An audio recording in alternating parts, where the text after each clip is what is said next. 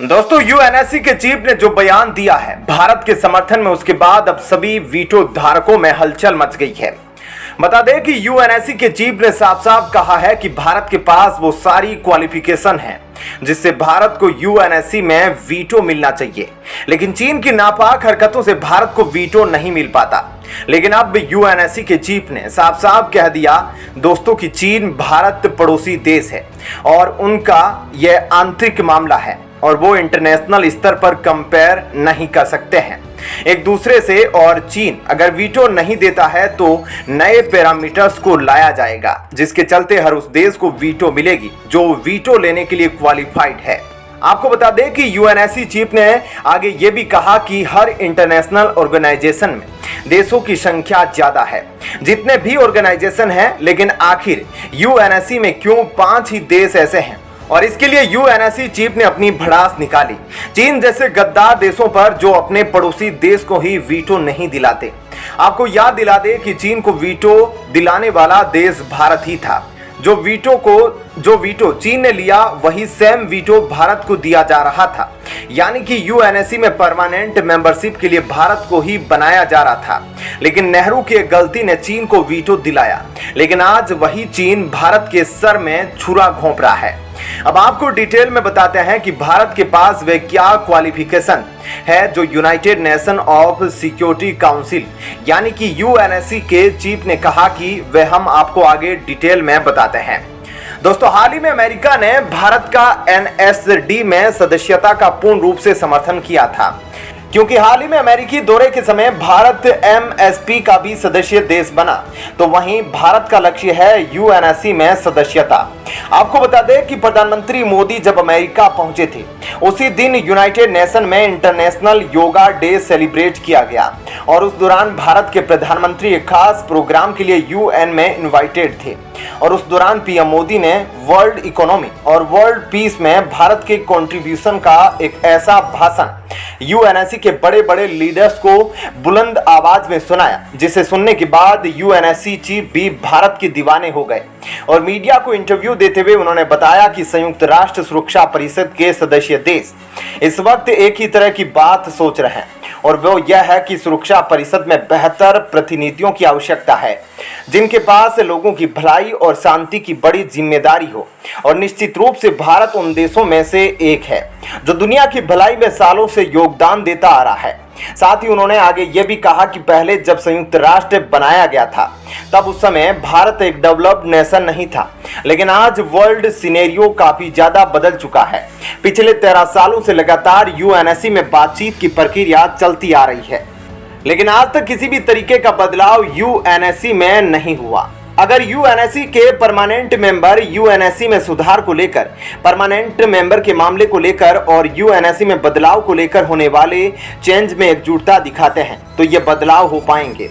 इसके अलावा UNGA chief ने कहा कि भारत यूएनएससी में अर्ली रिफॉर्म्स की जरूरत को समझने वाले शुरुआती अधिवक्ताओं में से एक है और इकोनॉमी, साइंस और टेक्नोलॉजी में भारत काफी तेजी से आगे बढ़ रहा है, इसलिए भारत यूएनएससी का मेंबर बनने के लिए पूरी तरह से क्वालिफाइड है। और साथ ही उन्होंने प्रधानमंत्री मोदी की जमकर तारीफ की और ऐसे में उनके इस बयान से साफ तौर पर लग रहा है कि वे यही चाहते हैं कि भारत को यूएनएससी का परमानेंट मेंबर बना दिया जाए। तो दोस्तों, इस खबर के बारे में आपकी क्या राय है, हमें कमेंट करके जरूर बताएं। और अब आपको बताते हैं ऐसी ही एक और बड़ी खबर। दोस्तों, ये बात तो आप सब जानते हैं कि अक्सर पाकिस्तान यूएन और दूसरी जगह पर कश्मीर का मुद्दा उठाता रहता है, लेकिन भारत भी पाकिस्तान को नहीं छोड़ता है।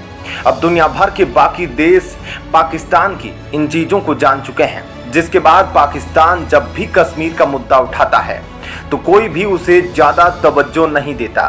साथ ही भारत ने कश्मीर से जुड़े कुछ ऐसे कदम उठाए हैं जिसके बाद अब कश्मीर मुद्दा सही तरीके से लोगों के सामने आ रहा है। अब इसी बात को लेकर यूएन की तरफ से भारत की तारीफ की गई है।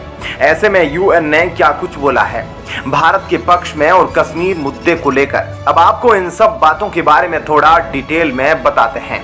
दोस्तों, कुछ समय पहले भारत में यूएन का ऑफिस जो खोला गया था, जब भारत के दुश्मन पाकिस्तान ने यूएन में कश्मीर का मुद्दा उठाया था, उसके बाद यूएन की तरफ से चौकीदार बिठाए गए थे कश्मीर में और इन चौकीदारों को पैसे भी भारत सरकार ही देती थी। इस दौरान इनको सब तरीके का खर्चा पानी और खाना पानी दिया जाता था।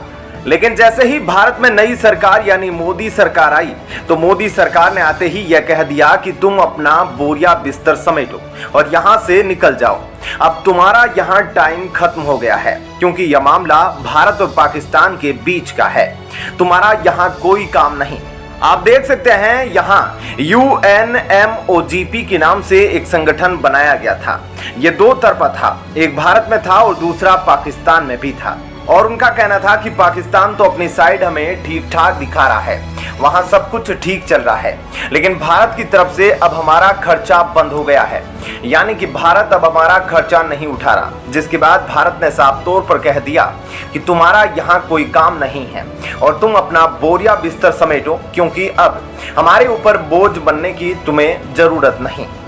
स्क्रीन पर आप आर्टिकल भी देख सकते हैं जहां पर UNMOGPI को साफ तौर पर रास्ता बाहर का दिखा दिया गया। पिछले कुछ सालों में वैसे ही कश्मीर का मुद्दा एक ऐसा मुद्दा रह गया है जिस पर अब दुनिया के देश बात नहीं करना चाहते, और इस बात को खुद बिलावल भुट्टो ने भी माना है और पाकिस्तान ने भी माना है कि भारत ने अब इस मुद्दे को खत्म कर दिया है। इस मुद्दे का रोना अब बंद हो गया है। ऐसे में आप समझ सकते हैं कि भारत ने किस तरह से कूटनीति और विदेश नीति चली है, जिसके बाद आपको इस बात पर यकीन नहीं होगा। लेकिन अब UNP कह रहा है कि कश्मीर में सब कुछ ठीक है और भारत ने जो कदम उठाए हैं वे अच्छे हैं। आपको बता दें कि हथियारबंद संघर्ष का बच्चों पर प्रभाव, यह रिपोर्ट बनी थी और इस लिस्ट में उन देशों का नाम होता है जहां पर बच्चे हिंसक कार्रवाई में शामिल होते हैं और पुलिस को उनके खिलाफ काम करना पड़ता है। और कश्मीर में कुछ ऐसे ही हालात थे जब छोटे बड़े बच्चों को पैसे देकर पत्थर फेंकने और गन चलाने के लिए भेज दिया जाता था।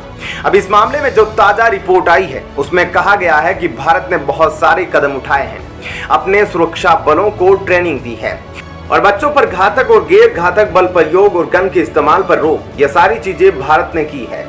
इस लिस्ट में भारत का नाम नहीं होना चाहिए।